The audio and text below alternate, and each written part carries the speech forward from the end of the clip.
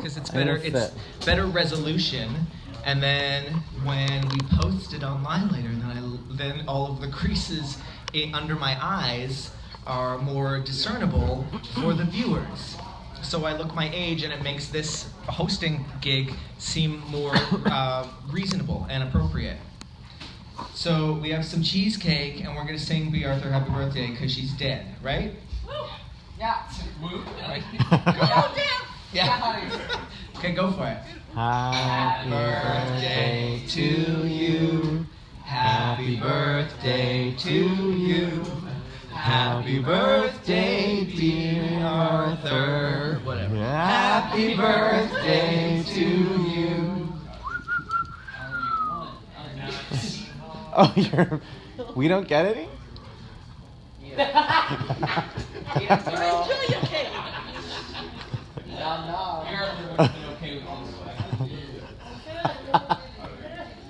Is it too early for this though? Like the kids should be out? Yeah.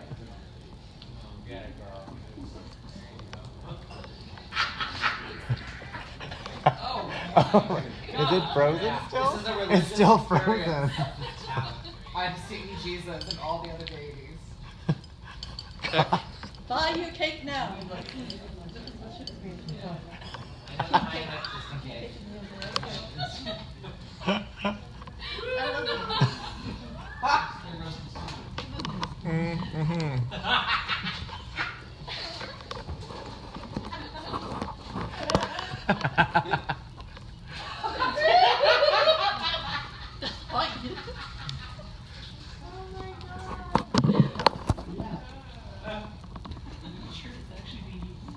Yeah, it's going down.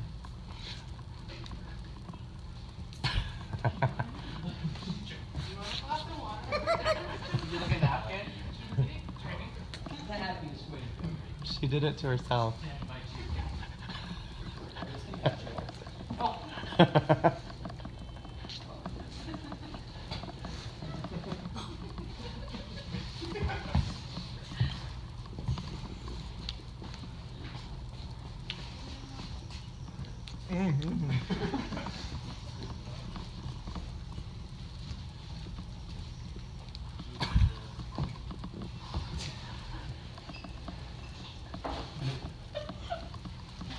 Do you have brain freeze?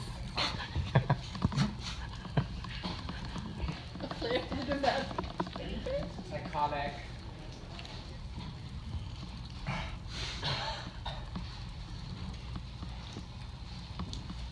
So, when I was 12, I was a very fat kid. And my best friend, Donnie Cody, don't care if you watch this girl, was told by his parents that he was not allowed to hang out with me anymore. And I grew up in a small town outside of St. John's, Newfoundland. It's like a bedroom community, rural, whatever. It's like 4,000 people. Oh, that was a lot of cheesecake. That was really cold. And Donnie's parents said, after we finished grade 8 and moved to the high school in the city, beautiful downtown St. John's, one day a year. Oh, I'm getting cheesecake all over the microphone. So his parents told him that he wasn't allowed to be friends with me anymore, and that we had to stop being friends. So I found this out at the end of the summer on our way into going to high school in town. And so I started high school with no friends because all of the friends that we had in common, which, you know, like looking back on it, of course, I was like all resentment all the time. I just was like, well, I introduced him to all of our mutual friends. Pardon me. And he took them all away. So I started high school with no friends, and being like a chubby, very weird and gangly, very gay kid, didn't work so well for me in the friend gaining department. But eventually I met this amazing group of like punk girls. But that was like a year or two kind of into the high school experience. But I'm spilling all over my dress. I remember... It's the same color though. Oh, who cares? Yeah. It's like, but Forensic Files. I've been watching so many episodes of Forensic Files, and now they'll know what's happened. So that year of grade 9, of going to a new school in the big city with no friends, every Friday and often Saturdays as well, I would sit on the couch with my mother and watch Jessica Tandy and Mary Steenburgen movies, and we would split an extra large pizza and a Sara Lee cake, and it definitely was not great for managing a healthy diet, but it was a really important part of my development as a queer person, kind of being able to share that space of sadness with my mother as like a person that was like a kid that was just experiencing this rejection that I didn't know at the time. I didn't realize until after I'd actually graduated high school that there was a reason for why all of my friends had kind of abandoned me at the time. I was not given any information. I was just told like I can't be friends with you, and then found out years later that it was because this person's parents knew that I was gay or could read me as a queer person, and were concerned that my queerness was going to rub off on their kid, who, I mean, obviously there was a reason we bonded and were connected for all of our childhood. He ended up being queer too. His marriage didn't last. Oh, I guess I shouldn't have said his name on this video that we're gonna post online. Oops, I guess my trauma's just gonna rub everywhere. It's like, it's a complicated thing having a relationship with a mother as a queer like person, especially like an effeminate kind of like queer little faggy boy, boyish person. The relationship that you build with a mother and the kind of like or that I built with my mother was in some ways really beautiful and protectionist, and then that also kind of flipped around in this other direction.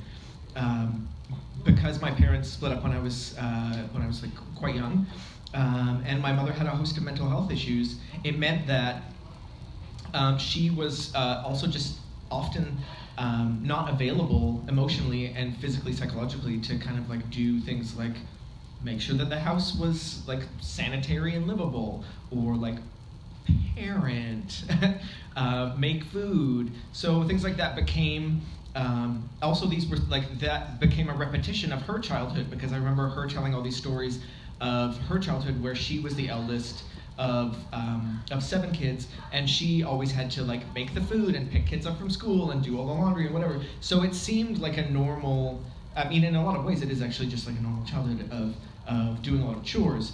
The issue that was at hand was that if the chores weren't done, there was no one else to really do them because of the mental health stuff that was kind of getting in the way of my mother's functioning for that. So it's like a complex relationship, and you know, like over the years we had some really useful conversations about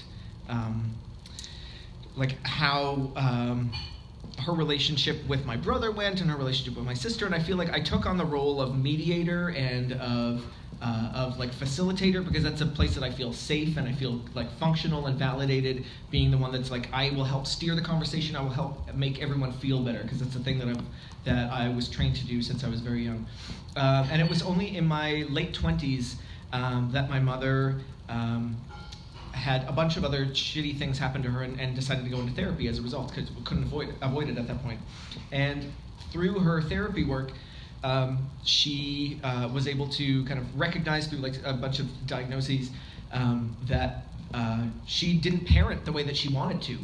And we had a meeting where she, I remember her baking all the time. She had like totally terrible, like porous boundaries. She was doing the best she could. She didn't do very well all the time. But I remember I was with her and my sister baking bread when I was maybe 11. My sister would have been 9.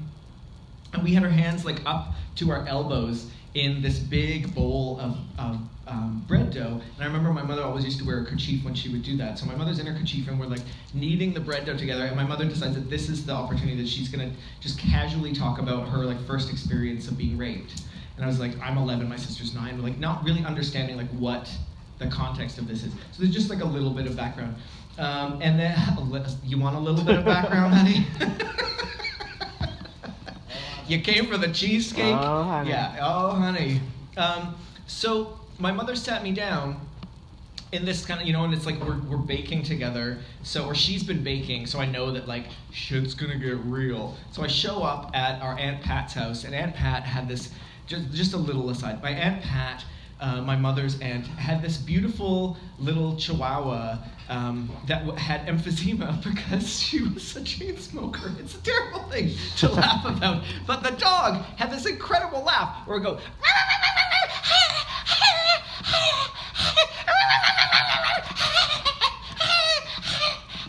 because it was wheezing with emphysema. Anyway, I thought it was the cutest thing. I didn't realize how actually tragic it was. So my mom was baking multiple fruitcakes at Aunt Sarah's place. And by the time I got over, she had spaced out. They were all black, like totally black and completely ruined. She'd made like 15 of them, multiple batches, just destroyed everyone. And I came over and, like smelled the burning, and we joked and tried to cut, like my whole childhood with baked goods is cutting the burnt sides off. Like, let's cut down the burnt, like there's some good baked thing in the middle of all of the charcoal that's on the outside.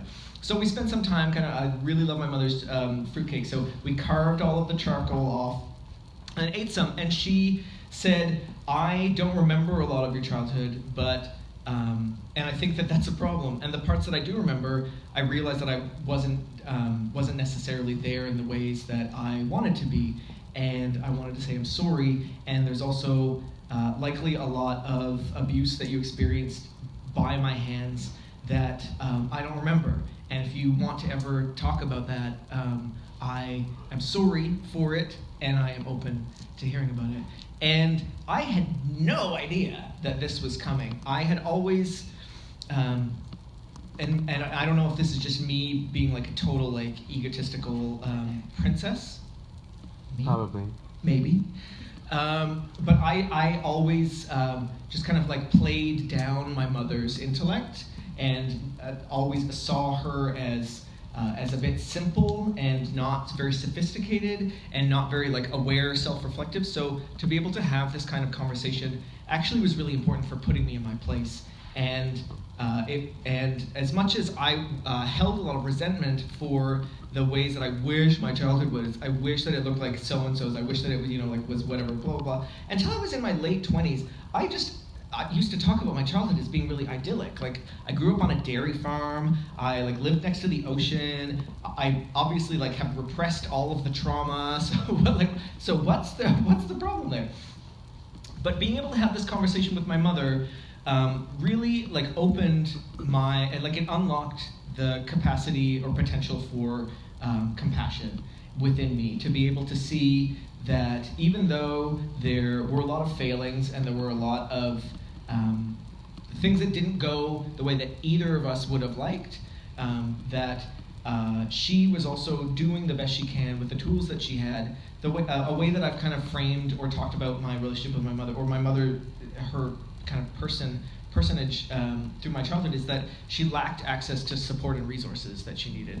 And that's essentially it. Like we all come through trauma, and specifically women in our communities come through and bear the brunt of trauma, cyclical, historical, generational trauma, and still find a way to make our communities, make our families functional, lovable, lovely, beautiful, caring for ourselves.